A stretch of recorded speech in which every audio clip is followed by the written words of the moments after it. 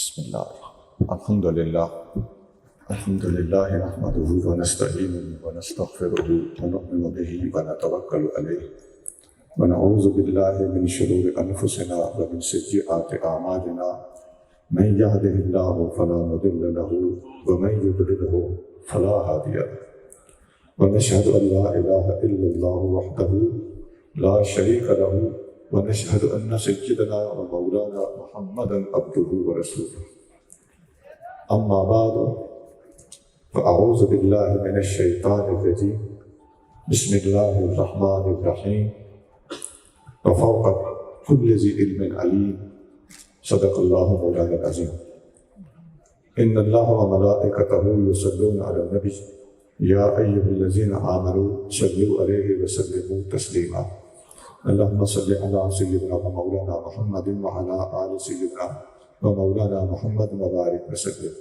الصلاة والسلام عليك يا سيدي يا رسول الله وعلى آلك وأصحابك يا سيدي يا حبيب الله. واجب الاحترام معزز و مکرم حضرت علامہ پیر خالد حسن مجددی صاحب دامت برکاتہم العالیہ، جناب صاحبزادہ والا شام حضرت قبلہ صاحبزادہ محمد ابو بکر مجددی صاحب، جناب حضرت علامہ شہباز احمد عثمانی صاحب، جناب حضرت علامہ نائب ابو البیان پیر سید احمد فاروق شاہ صاحب دامت برکاتہم القدسیہ، جناب حضرت علامہ سلیم اللہ صاحب تابانی، جناب حضرت علامہ محمد اعظم چشتی صاحب، جناب حضرت علامہ محمد سعید احمد فضلی صاحب، جناب حضرت علامہ عبد الرزاق صاحب، جناب حضرت علامہ محمد یاسین حنفی صاحب، جناب حضرت علامہ خالد عثمان قاسمی صاحب، جناب حضرت علامہ غلام فرید مجددی قادری صاحب، جناب حضرت علامہ فاروق ہاشمی صاحب، جناب حضرت علامہ محمد حسن مجددی صاحب، اور حضرت علامہ عبد المجید کیلانی صاحب، جناب حضرت علامہ غلام مصطفیٰ حنیف سیفی صاحب، حضرت علامہ سجاد علی سیفی صاحب، اور حضرت علامہ غلام فرید مجددی صاحب، اور حضرت علامہ محمد یاسین مجددی صاحب ناظم اعلیٰ جامعہ شیخ الحدیث، اور جامعہ شیخ الحدیث کے دیگر تمام اساتذہ اور کمیٹی اور پوری کی پوری ٹیم، اور خاص طور سے انتظامیہ میں حضرت قبلہ حاجی محمد اقبال کھوکھر صاحب اور جناب محترم المقام حاجی محمد اشرف صاحب، یہ تمام حضرات یہاں پر جلوہ افروز ہیں۔ اللہ کریم ان علماء اکرام اور مشائخ اعظام کہ ہمیں فیوز و برکات سے نوازے اور ان کا جلوہ افروز ہونا اس محفل و مجلس کے لیے برکت کا ذریعہ بنائے۔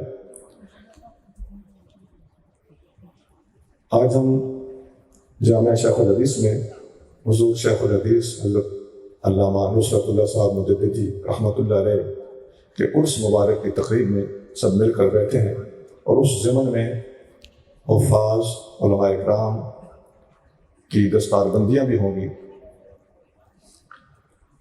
مجھے حضرت علامہ محمد سعید احمد فضلی صاحب نے کافی تفصیل سے قبلہ شیخ الحدیث صاحب رحمۃ اللہ علیہ کے حالات، ان کی شان، کمالات، دینی لگن، طلباء پر محنت اور علم کے ساتھ آپ کی گہری وابستگی کے اوپر تفصیل سے کچھ باتیں ارشاد فرمائی ہیں، اور مجھ سے قبل جناب حضور قبلہ سید احمد فاروق شاہ صاحب دامت برکاتہم العالیہ نے نہایت حسین پیرائی میں حضور شیخ الحدیث رحمۃ اللہ علیہ کے دینی ذوق اور ان کی خدمات کا تذکرہ فرمایا ہے۔ میں تو خود ان کی بات سن کے جھوم اٹھا۔ اس جامعہ میں آج انشاءاللہ 80 کے قریب علماء 27 حفاظ کرام، 17 MPhil اور 4 PhD حضرات، ان کی انشاءاللہ دستار بندی ہوگی۔ اور اگر آپ دیکھیں جو مدارس اسلامیہ میں اس وقت صورتحال چل رہی ہے، یہ ایک ریکارڈ سا آپ کو محسوس ہوگا جو حضرت شیخ الحدیث رحمۃ اللہ علیہ کے لگائے ہوئے پودے کے پھلنے پھولنے اور خود شیخ الحدیث رحمۃ اللہ علیہ کے خلوص کا نتیجہ ہے۔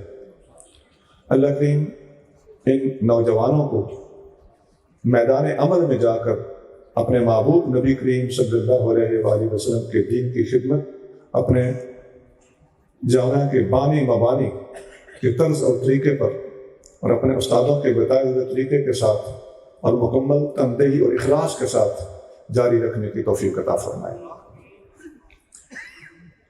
یہ کچھ اخلاقی اور کچھ موقع کی مناسبت سے ضروری باتیں تھیں جو آپ کی خدمت میں فقیر نے تھوڑے سے وقت میں رکھ دی ہیں۔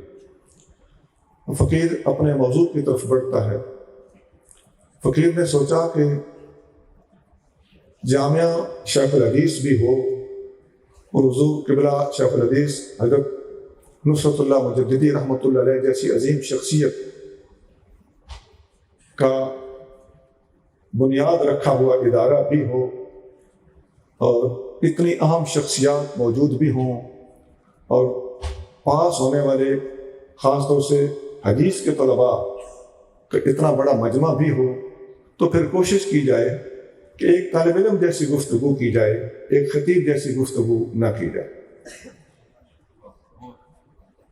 فقیر نے آپ کے سامنے حدیث کے موضوع پر چند اہم باتیں جو اس دور کی ہمیں ضرورت محسوس ہوتی ہیں وہ پیش کرنی ہیں۔ میں نے اپنی باتوں کو 5 حصوں میں تقسیم کیا ہے۔ آپ نے مہربانی فرمانی ہے بڑے غور سے اس گفتگو کو سننا ہے۔ پہلی چیز یہ ہے کہ اسلام میں حدیث کو روایت کرتے وقت سند کی ضرورت کیا ہے اور سند کے وجود کا ثبوت ہمارے پاس کیا ہے۔ دوسری چیز یہ ہے کہ حدیث کو روایت کرنے والے جو راوی کہلاتے ہیں ان کے مراتب کون کون سے ہوتے ہیں، یہ کتنی قسم کے راوی ہوتے ہیں۔ تیسری بات یہ ہے کہ حدیث کے میدان میں جھوٹ پھیلا کیسے ہے۔ حدیثیں گھڑ گھڑ کر بیان کرنے والے لوگوں نے اس میدان میں کامیابی کس طریقہ واردات کے ساتھ حاصل کی ہے۔ چوتھی بات یہ ہے کہ حدیث گھڑنے والے اور جھوٹی حدیثیں پھیلانے والے لوگوں کا طریقہ واردات کیا ہے، وہ کیسے پھیلاتے ہیں۔ اور پانچویں چیز یہ ہے کہ اس فساد کو بند کرنے اور اس دروازے کو شٹ ڈاؤن کرنے کا طریقہ کار کیا ہے۔ میری گفتگو کے میں نے 5 پہلو آپ کے سامنے اختصار کے ساتھ رکھ دیے ہیں۔ ہو سکتا ہے آپ کو یہ گفتگو یا یہ 5 پوائنٹ فی الحال 5 موضوعات مشکل سے لگے، لیکن اتنی بڑی شخصیت کے جامعہ میں بیٹھے ہوئے لوگوں سے یہ امید رکھتا ہوں کہ وہ علم کی بات کو غور سے سن کر اگرچہ مشکل بھی ہو تو اپنی خاص توجہ کے ذریعے سے اس کو اپنے اندر سمیٹ لینے کی کوشش ضرور کریں گے۔ پہلی بات ہے سند کا ثبوت کیا ہے کہ سند ہونی چاہیے، یہ ہمیں کس نے کہا ہے۔ دوسری بات یہ ہے کہ راوی بھی اوپر نیچے درجے کے ہوتے ہیں، یہ ہمیں کس نے کہا ہے، اس کا ثبوت کیا ہے۔ تیسری بات یہ ہے کہ جھوٹ پھیلانے والے لوگوں کی کتنی قسمیں ہیں۔ چوتھی بات یہ ہے کہ جھوٹ پھیلانے والوں کا طریقہ واردات کیا ہے، اور پانچویں یہ ہے کہ ان کا علاج کیا ہے۔ اب پہلے کی نسبت زیادہ آسان ہو گیا ہوگا کیونکہ میں لفظ بھی آسان بولے اور ایک بات کو دہرایا گیا، تو ان ذکر تنفع المؤمنین، بار بار یاد کرانے سے بات یاد ہو ہی جاتی ہے۔ اب ان 5 چیزوں میں سے پہلی چیز ذرا بوجھیے، میں نے عرض کیا تھا کہ سند کا ثبوت کہاں سے ملا، کہ سند بھی ہونی چاہیے۔ اللہ کریم قرآن شریف میں ارشاد فرماتا ہے، یا ایھا الذین آمنوا، اے ایمان والو، ان جاءکم فاسق بنبأ فتبینوا، جب کوئی فاسق آدمی تمہارے پاس خبر لے کر آئے تو تفتیش کر لیا کرو، صحیح بھی کہہ رہا ہے کہ نہیں۔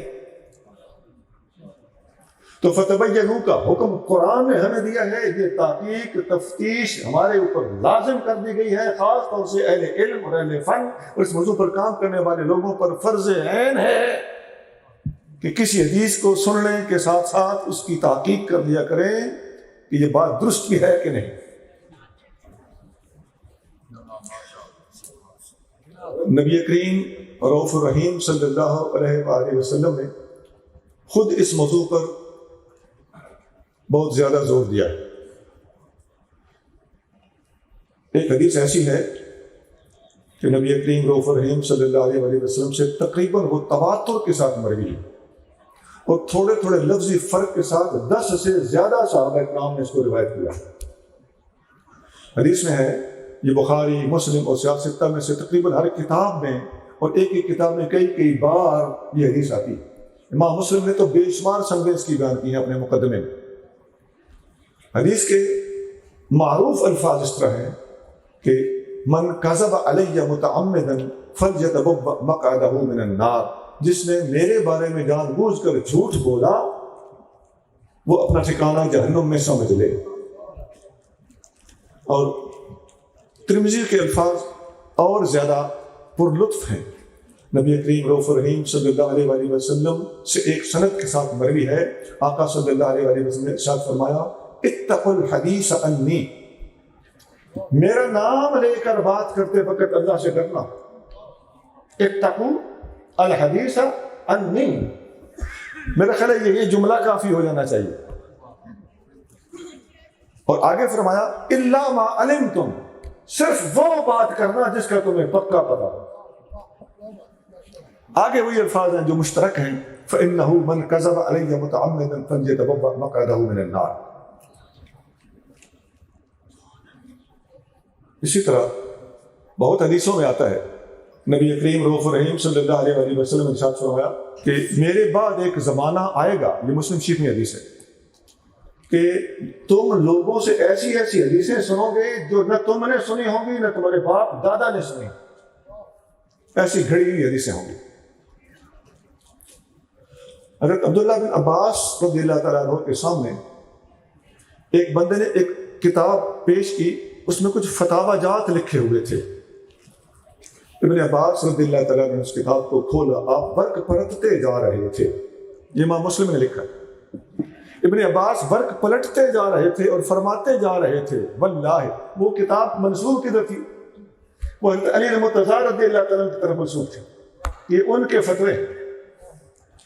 آپ حضرت ابن عباس رضی اللہ تعالیٰ نے فرمایا، واللہ ما قال ھذا الا ان یکون دل، اللہ کی قسم حضرت علی یہ فیصلے نہیں دے سکتے، یہ علی کے نہیں، یہ کسی اور گمراہ کے فیصلے حضرت علی کی طرف منسوب کر دیا۔ ایک اور صحابی کا قول اسی کتاب میں موجود ہے، وہ فرماتے ہیں جب دیکھا نا کہ علی مرتضیٰ کا نام لے کر باتیں پھیلائی گئی، تو انہوں نے فرمایا کہ قاتلہم اللہ، اللہ تعالیٰ ان لوگوں کو تباہ و برباد کرے، ای علم افسدو، کتنا موتیوں جیسا علم تھا جس کے اندر انہوں نے فساد ڈال دیا، اپنی شرارتیں داخل کر دی ہیں۔ یہ وجہ ہے کہ ہم سند کے ساتھ بات کرتے ہیں، سند کے ساتھ بات کو سنتے ہیں، سند صحیح ہو تو بات کو تسلیم کرتے ہیں۔ حضرت عبداللہ بن مبارک رضی اللہ تعالیٰ عنہ کا بڑا مشہور قول ہے، اسی مسلم شریف میں ہے، آپ فرماتے ہیں کہ لولا الاسناد، اگر سند کا نظام نہ قائم ہو تو لقال من شاء ما شاء، تو جس کی مرضی آئے اور جو مرضی آئے کہتا پھرے گا، جس کی مرضی آئے اور جو مرضی آئے منہ سے الاپتہ پھرے گا۔ سند کا وجود اس لیے ضروری۔ عبداللہ بن عباس رضی اللہ تعالیٰ عنہ فرماتے ہیں کہ ہم سے لوگ حدیثیں بیان کرتے تھے، لیکن جب ہم نے دیکھا کہ قرآن اور حدیث اور خود حضور کریم صلی اللہ علیہ وسلم کے وہ ارشادات جو ہم جانتے ہیں ان کے خلاف حدیثیں ہمارے سامنے جب پیش کی گئی تو ہم نے چور کو پکڑ لیا. ہم سمجھ گئے کہ اب سند کے ساتھ بات ماننی پڑے گی، ہر ایرے غیرے کی بات نہیں سنی جائے. ایسے ہی بے شمار صحابہ اکرام کے اقوال اس موضوع پر موجود ہیں. میں نے اختصار سے کام لیتے ہوئے اس موضوع کو سمیٹنا ہے تاکہ 5 موضوعات کے اوپر تفصیل سے تبصرہ ہو سکے. دوسری چیز جو میں نے عرض کی تھی کہ راویوں کے اندر مراتب کون کون سے ہوتے ہیں اور ان مراتب کو طے کرنے کی مجبوری اور ضرورت کیا ہے. اللہ کریم جل شانہ قرآن شریف میں ان راویوں کا جو مسئلہ ہم نے اخذ کیا ہے اس کے بارے میں حدیث پیش کرنے لگے. وہ جو میں نے آیت خطبے میں پڑھی تھی، یہ سورۃ یوسف کی آیت ہے. اللہ کریم فرماتا ہے وَفَوْقَ كُلِّ ذِي عِلْمٍ عَلِيمٍ، ہر علم والے سے اوپر ایک علم والا ہوتا ہے. تو علم والے سے اوپر علم والا جب پایا گیا تو علم والوں کے مراتب خود بخود ہمیں سمجھ آنے لگے. ایک کے اوپر دوسرا یہاں بس نہیں، فوق کل ذی علم. دوسرے کے اوپر تیسرا یہاں بس نہیں، فوق کل ذی علم. تیسرے کے اوپر چوتھا یہاں بھی بس نہیں، اور اس کی کوئی حد نہیں، کوئی پتہ نہیں اللہ تعالیٰ جل شانہ نے کس شخص کو کتنے علم سے نوازا. امام ابو القاسم قشیری رحمۃ اللہ علیہ رسالہ قشیریہ میں نقل کرتے ہیں کہ مسجد حرام شریف میں حضرت محدث عبد الرزاق رحمۃ اللہ علیہ درس حدیث دے رہے تھے. ایک نوجوان درس کے حلقے سے ہٹ کے بیٹھا ہو، بالکل ینگ تھا.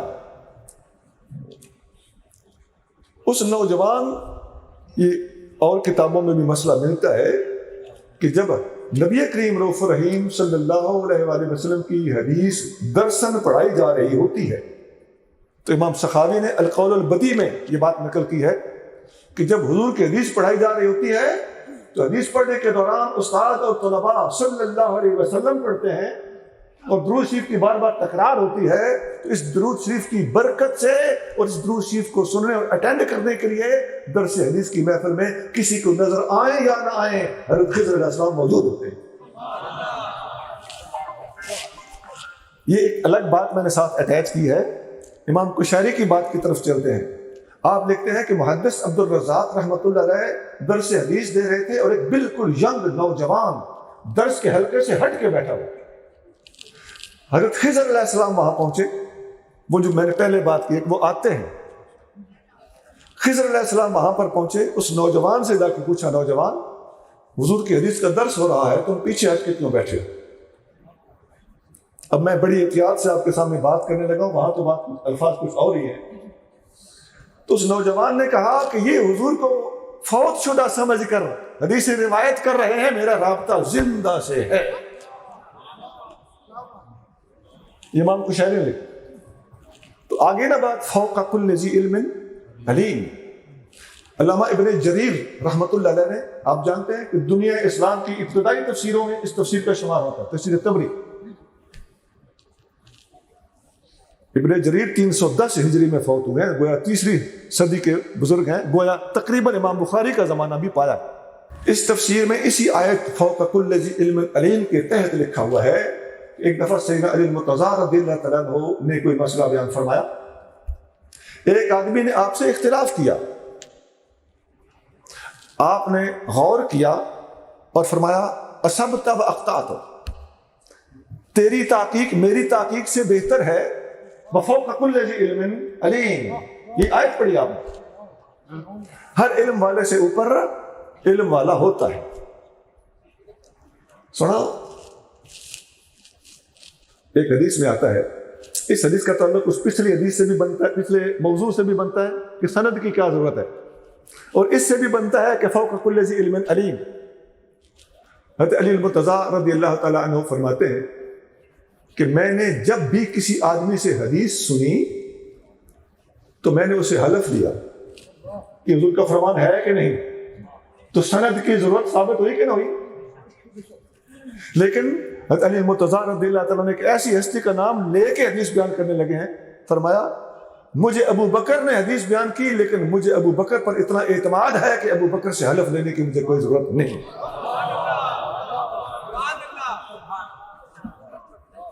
اور یہ بھی یاد رکھیے اہل سنت کی کسی کتاب میں حضرت ابوبکر صدیق سے کوئی ایسی حدیث نہیں لی گئی جو صدیق اکبر حضرت علی المرتضیٰ سے روایت کی ہو، اور علی المرتضیٰ سے ایسی حدیث ہم دکھاتے ہیں کہ علی المرتضیٰ رضی اللہ تعالیٰ نے ابوبکر صدیق سے وہ حدیث لے کر روایت کی ہے۔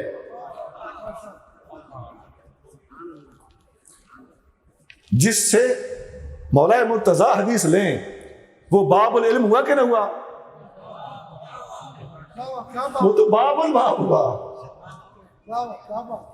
اس لیے ہمارے علماء نے لکھا ہے کہ تمام صحابہ علم کے دروازے ہیں۔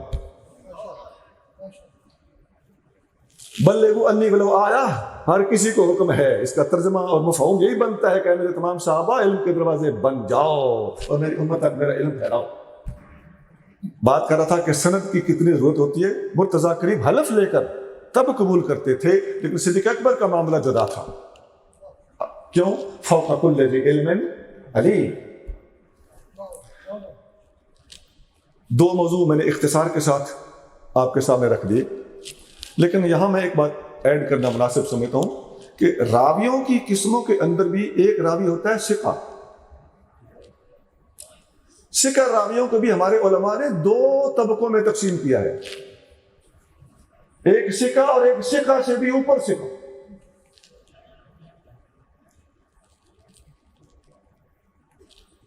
اور ان کے بعد، ان دو طبقوں کے بعد، امام مسلم رحمۃ اللہ علیہ نے اپنے مقدمے میں یہ دو قسم کے راوی ثقہ اور مزید ثقہ دونوں کی تین تین مثالیں بھی دی ہیں۔ اس کے بعد ضعفاء کی فہرست پیش کی ہے جو حدیثیں ضعیف بیان کرتے ہیں۔ تقریباً 51 بندوں کا نام لے لے کر امام مسلم نے 51 ضعیف حدیثیں روایت کرنے والے راویوں کے نام بتائے۔ تقریباً 3-4 آدمی ایسے بھی بتائے ہیں جو منکر حدیثیں روایت کرتے ہیں۔ منکر حدیث کون سی ہوتی ہے؟ جو کسی صحیح حدیث کے خلاف ہو یا اس کے ساتھ تطبیق کی کوئی صورت ہی نہ بنتی ہو، ایسی حدیث کو منکر کہتے ہیں۔ اور معذرت کے ساتھ آج کل تو ایسی بھی لوگ حدیثیں پیش کر رہے ہیں جو کسی صحیح حدیث کے خلاف ہونا تو دور کی بات ہے، بعض اوقات قرآن کے بھی خلاف ہوتی ہیں۔ یہ جو منکر حدیثوں کے راوی ہیں ان کی بھی فہرست امام مسلم نے پیش کی۔ دو باتیں ہو گئی، سند کی ضرورت کیا ہے، روایت کرنے والوں کے طبقات کیسے کیسے ہوتے ہیں اور کس قسم لوگ ان کے اندر آتے ہیں، اور فوق کل ذی علم علیم کے تحت اس کا ثبوت کیسے ہمیں میسر آتا ہے۔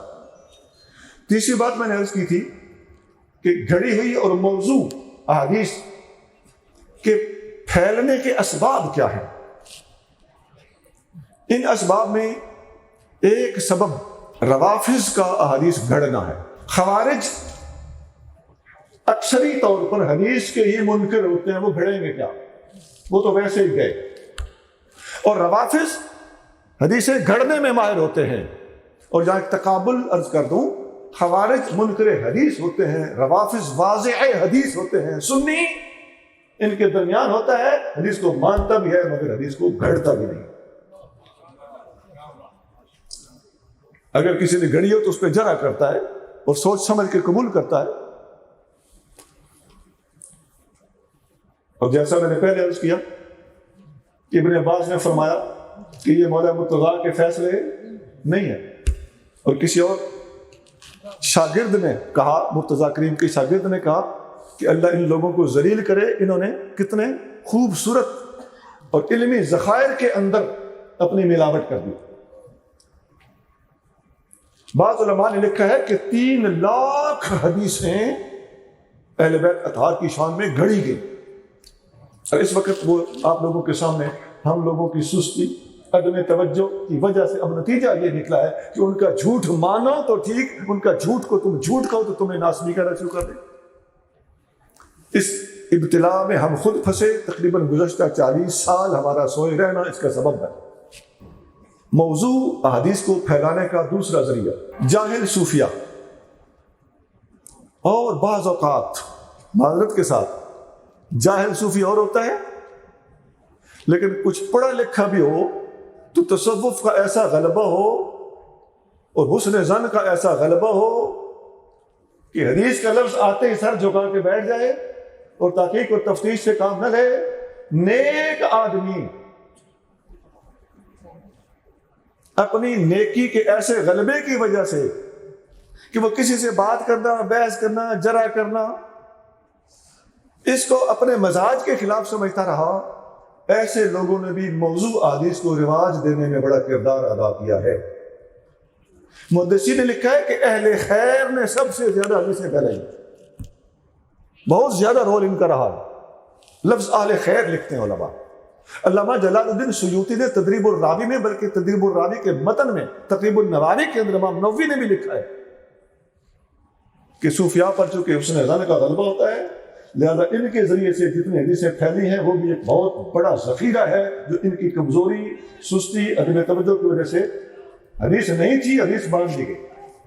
یہاں ایک اور بھی بات اہم ہے اس موڑ پر کہ جو حضرت عبداللہ بن مبارک جن کا میں نے ابھی نام لیا تھا، جنہوں نے کہا تھا کہ اگر سند نہ ہوتی تو ہر بندہ جو منہ میں آتا کہتا پھرتا، یہ عبداللہ بن مبارک کہتے ہیں کہ میں نے سنا تھا کہ عبداللہ بن محرر رحمۃ اللہ علیہ، اچھا وہ رحمۃ اللہ کہنے کے بھی قابل ہیں، یہ بات اپنی جگہ پہ، یہ ہمارے لیے امتحانات ہوتا ہے نا کہ بلا ہم نے ادب بھی نہیں چھوڑنا اور ان کی کمزوری کے اندر ایک نہایت محتاط انداز اختیار کر کے لوگوں کے سامنے پیش کرنا کہ جن پر حسن ظن کا غلبہ تھا۔ عبداللہ بن محرر صوفی تھے، عبداللہ بن مبارک خود بھی صوفی ہیں، تو پتہ چل گیا کہ صوفیوں میں عبداللہ بن مبارک جیسے محتاط بھی ہیں اور صوفی میں عبداللہ بن محرر جیسے غیر محتاط بھی ہیں۔ یہ عبداللہ بن محرر وہ ہیں جو منکر حدیثوں کے راوی، وہ جو پہلے میں نے بتایا کہ راویوں کے طبقے۔ عبداللہ بن محرر کے بارے میں عبداللہ بن مبارک کہتے ہیں کہ میں نے ان کے بارے میں ان کی نیکی، ان کی پاک دامنی، ان کی عفت میں نے سن رکھی تھی۔ اگر مجھ سے پوچھا جاتا کہ پہلے جنت میں جانا چاہتے ہو یا عبداللہ بن محرر سے ملنا چاہتے ہو تو میں کہتا کہ میں نے عبداللہ بن محرر کی زیارت پہلے کرنی ہے، پھر جنت میں جاؤں گا ضرور لیکن بعد میں جاؤں۔ لیکن فلما رأیتہ، جب میں ان سے ملا تو میں نے دیکھا کہ یہ بندہ منکر حدیثیں روایت کرتا ہے، حدیث کے میدان میں کمزور ہے، ہر منہ میں آئی گئی بات کو کوئی سوچے سمجھے بغیر ریکمینڈ کر دیتا ہے، تو اس کے بعد اس بندے کی ویلیو میرے نزدیک اتنی بھی نہیں رہی جتنی بکری کی مینگنی کی ویلیو۔ یہ دو طبقے ہو گئے جو حدیث، موضوع حدیث کو رواج دینے کا سبب بنے۔ تیسرا طبقہ بھی ہے، علماء نے لکھا ہے وہ جاہل خطیب ہیں۔ دو تابعی تھے، آپس میں ملے، ایک نے کہا کہ تم اس کے پاس کیوں جاتے ہو؟ اس نے کہا جی بڑی عجیب عجیب باتیں کرتا ہے۔ انہوں نے فرمایا نفر من تلک العجائب، ہم انہی عجیب باتوں سے فرار ہوتے ہیں، بھاگتے ہیں۔ جتنی کسی بات میں چس، لطف زیادہ ہو، وہ شاعروں کے بارے میں علماء نے ایک جملہ تیار کیا، اعظم الشعر اکذبھا، سب سے زیادہ لذیذ شعر وہ ہوتا ہے جس میں سب سے زیادہ جھوٹ۔ تو ان لوگوں نے لوگوں سے بلے بلے کرانے کے لیے جھوٹ بولے اور دین کا سخت نقصان کیا۔ تین طبقے ہو گئے۔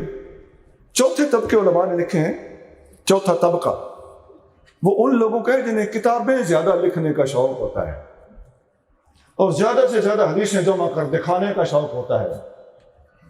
میں نے کتاب لکھی، آج تک اتنی حدیثیں نہیں لکھی گئی اس میں۔ تو امام مسلم ایسے لوگوں کا تذکرہ کرتے ہوئے لکھتے ہیں کہ میں ان کا نام نہیں لینا چاہتا، اس لیے کہ کسی کو بے عزت کرنے کے لیے اس کا نام نہ لے کر صرف بات کر دینا ٹھیک ہوتا ہے۔ امام مسلم لکھ رہے ہیں کہ اس کا نام لے کر میں اس کی عزت میں اضافہ نہیں کرنا چاہتا، لیکن جن لوگوں نے زیادہ کتابوں میں حدیثیں لکھنے کا شوق پورا کرنے کے لیے بھرمار کی ہے، حدیثوں کی سوچے سمجھے بغیر بھرتی کر دی ہے، وہ لوگ اس زمرے میں آتے ہیں کہ اگر میں انہیں، امام مسلم لکھتے ہیں کہ فلا نصیب لہ فی العلم، وہ علم سے بے نصیب ہے۔ کہلانا یہ چاہتا ہے کہ ما جمع فلان من الحدیث، یہ امام مسلم کے الفاظ ہیں، کیا ہی جمع کر دیا ہے جی مواد، کتنی حدیثیں جمع کر دی ہیں۔ فما صنف فلان من الکتب، اور فلاں آدمی نے کتنی زیادہ کتابیں لکھی، ہزاروں کتابوں کا مصنف، سینکڑوں کتابوں کا مصنف، یہ سب باتیں امام مسلم لکھ رہے ہیں۔ میں معمولی وضاحت کے ساتھ لفظ بول رہا ہوں، یہ زیادہ کتاب آج تک نہیں لکھی گئی، 1400 سال میں نہیں لکھی گئی۔ اس قسم کی باتیں کرنا، وہ 1400 سال والوں کا دماغ خراب تھا، یہ تمہارا خراب ہے۔ تم نے کوئی بھرتی کر دی ہوگی سجیو کھبیوں لے دبا کے۔ تو امام مسلم لکھ رہے ہیں کہ ایسا بندہ عالم کہلانے کی بجائے جاہل کہلانے کا زیادہ حقدار ہے۔ خدا کی قسم یہ الفاظ ہے امام مسلم۔ سنا، اپنی پھرکیاں درست کر لینی چاہیے، ہرگز ایسے لوگوں سے متاثر نہیں ہونا چاہیے۔ یہ میں نے آپ کو احتیاط کے ساتھ 4 طبقے بتائے ہیں۔ روافض، نمبر 2 جاہل قسم کے یا غالی قسم کے صوفی، اور معاف کرنا ان کے مرید بھی۔ مولوی صاحب تسی لگے رہو، میرے پیروں کو میں گال سنی، گال ختم ہو۔ مرید تو اپنے پیر صاحب کی خرافات گن پوائنٹ پہ منوا لیتے ہیں آج کل۔ میں ان کو خدا کا خوف دلاتا ہوں۔ اور تیسرے وہ لوگ جو جاہل خطیب ہیں، اور چوتھے وہ لوگ جو زیادہ بھرتی کر کے دکھانے کا شوق رکھتے ہیں کہ آج تک میرے اتنا کام کسی نے نہیں کیا۔ چوتھی چیز ہے کہ موضوع احادیث روایت کرنے والوں، ان کا طریقہ واردات کیا ہے؟ یہ ہمارے دور کی اہم چیزیں ہیں جو میں آپ کے سامنے رکھ رہا ہوں۔ ان کا طریقہ واردات پہلا تو یہ ہوتا ہے کہ حدیث بیان کریں گے تو وہ حدیث ہوگی ہی نہیں، یہ کہے گا یہ حدیث ہے۔ اس کی کئی مثالیں ہیں۔ ابھی پچھلے دنوں نیٹ پہ بڑا مشہور ایک مسئلہ چلا رہا کہ حضرت ویسے کرنے کے لیے کیلا نازل ہوا تھا، چٹا جھوٹ ہے۔ حضرت بلال حبشی نے اذان نہیں دی تو صبح کا سورج نہیں نکلا، یہ قوالوں کا ارشاد ہے، فرمان مصطفیٰ نہیں ہے اور حدیث میں نہیں ہے۔ وہ فتح نہیں ہو رہی تھی تو مسواک کیا تو فتح ہو گئی، اور کافروں کو لگا کہ یہ پورا ککر چبا رہے ہیں۔ یہ سب جھوٹ ہے۔ اور یہ کہ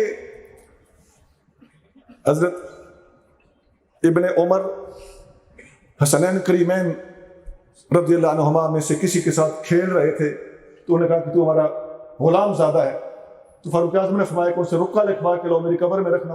اہل سنت کی کتابوں میں اس کا کوئی وجود نہیں، بالکل بے بنیاد، بے سند، کوئی موضوع بات۔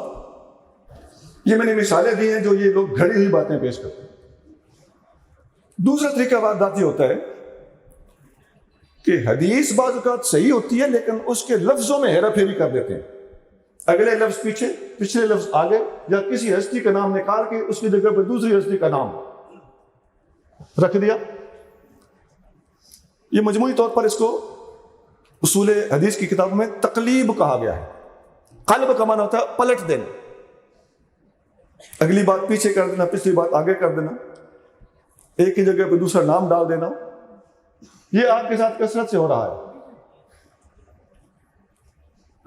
آپ نے سنا ہوگا کہ آج کل کچھ خطیب کہہ رہے ہیں، کہتے پھر رہے ہیں کہ لوائے حمد حضرت علی المرتضیٰ کے ہاتھ میں ہوگا رضی اللہ تعالیٰ۔ صاف حدیث ہے جامع ترمذی میں کہ بیدی لواء الحمد، حضور فرما رہے ہیں میرے ہاتھ میں ہوگا لوائے حمد۔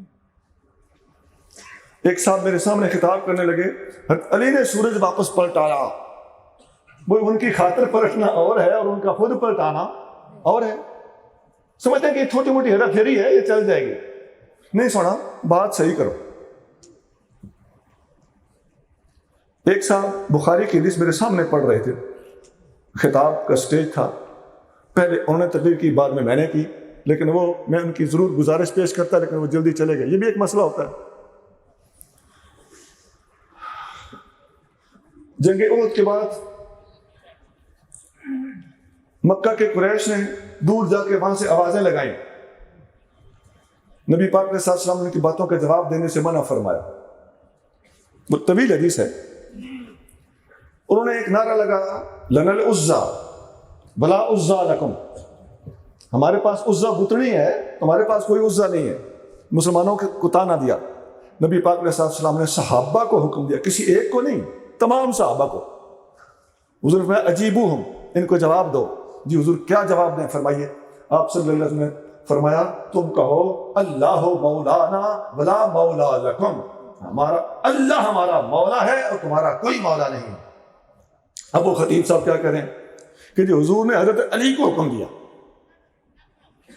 اب شخصیت بدل دی، اور آگے اس کی تشریح کرتا ہے کہ یہیں سے ثابت ہوا من کنت مولا فعلی اللہ۔ اور بھائی من کنت مولا فعلی مولا اپنی جگہ پہ بات برحق ہے، وہ بذات خود اتنی عظیم بات ہے کہ مولا مرتضیٰ کی فضیلت کے لیے اور شان کے لیے وہ کافی تھی۔ تجھے یہ مرچ مسالہ لگانے کی کیا مجبوری ہے کہ یہاں سے یہ ثابت ہوا؟ تو یہ اس قسم کی باتیں، حدیث موضوع بیان کرنا یا حدیث صحیح ہے لیکن اس کی تشریح کرتے وقت تقدم تاخر اور اپنا مرچ مسالہ، جس کو تقلیب کا میں نے نام دیا ہے، یہ رنگ اختیار کرنا اور طریقہ واردات اختیار کرنا۔ ان کا تیسرا طریقہ یہ ہوتا ہے کہ حدیث کی شرح جب کرتے ہیں تو اس وقت اپنی مرضی کے گل کھلاتے ہیں۔ وہی حدیث جو میں نے رکے والی حدیث آپ کو سنائی ہے، قبر میں رکا رکھ دینا، وہ حدیث ہمارے محلے میں ایک صاحب تشریف لائے، وہ کہہ رہے تھے کہ ہم نے عمر کو ماننا ہی اس لیے ہے کہ انہوں نے یہ بات کی تھی۔ اب وہ بات تو ثابت ہی کوئی نہ ہوئی تو تیرا تو عمر پر ایمان ہی گیا۔ یہ ان کی شرح ہوتی ہے۔ میں نے ایک مثال دی ہے، ہر ایک بات کی میں ایک ایک مثال دے رہا ہوں۔ یہ عجیب سونا یاد رکھو، کسی بھی آیت کی تفسیر یا حدیث کی شرح وہ معتبر ہے جو اگلے بزرگوں نے کی ہو۔ حضرت مجدد الفسانی رحمۃ اللہ علیہ مکتوبات شریف میں مکتوب نمبر 193 لکھ لو، اس میں فرماتے ہیں کہ قرآن و سنت کی تشریح نہ تمہاری معتبر ہے نہ میری معتبر ہے، معتبر وہ ہوگی اگلے بزرگوں نے بیان کی ہے۔ اہدنا الصراط المستقیم کو اختیار کرو اور صراط الذین انعمت علیہم کے مطابق فیصلے ہوں گے۔ تو کون ہوتا ہے اور میں کون ہوں؟ یہ تو مجدد پاک نے اپنے حوالے سے فرمایا نا، ہمارے لیے تو خود مجدد پاک آپ کا راستہ ہے۔ صراط مستقیم والوں میں آپ بھی شامل ہیں، میں ان کی بات کر رہا ہوں۔ سنا، آج کل آپ دیکھتے ہیں اپنے سینے کے زور سے قرآن و سنت کی تشریحات پیش کی جا رہی ہوتی ہیں، نہ قرآن اس کو اس طرف جانا چاہتا ہے نہ حدیث اس طرف جانا چاہتی ہے، لیکن سینے کے زور کے ساتھ اپنی مرضی کے ساتھ توضیحات کی جا رہی ہوتی ہیں اور تحریفات کا دروازے کھولے جا رہے ہوتے ہیں۔ اگلے بزرگوں نے اتنی محنتیں کی ہیں، آپ یقین کیجئے، حدیث پڑھانے والے علماء بیٹھے ہیں، ان سے پوچھ لینا، حدیث پڑھاتے وقت ہم سے غلطیاں ہو جاتی ہیں کہ نہیں ہوتی ہیں؟ جب حاشیے پہ نظر مارتے ہیں تو پتہ چلتا ہے اوہ شاعر نے تو کچھ اور لکھا ہے، پھر طالبوں کے سامنے معذرت کرنا پڑتی، بیٹا یہ میں نے اپنے پاس سے بات کر دی تھی۔ لیکن انصاف والا استاد ضرور ایسا کہے گا۔ ایک بات اور درمیان میں عرض کر دوں، آج کل رافضی اور خارجی یہ دو لفظ بڑے استعمال ہو رہے ہیں۔ حق یہ ہے مجدد پاک کی اس بات کو پیمانہ بناتے ہوئے ذہن میں رکھ کر بات کو سننا کہ فیصلہ کون کرے گا؟ اگلے کریں گے۔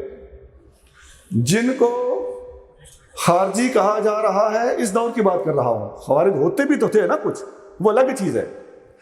اس وقت جن کو خارجی کہا جا رہا ہے، ان کے ان نظریات کو، جس وجہ سے ان کو خارجی کہا جا رہا ہے، ان نظریات کو اگلے بزرگوں میں سے کسی نے خارجیت نہیں کہا۔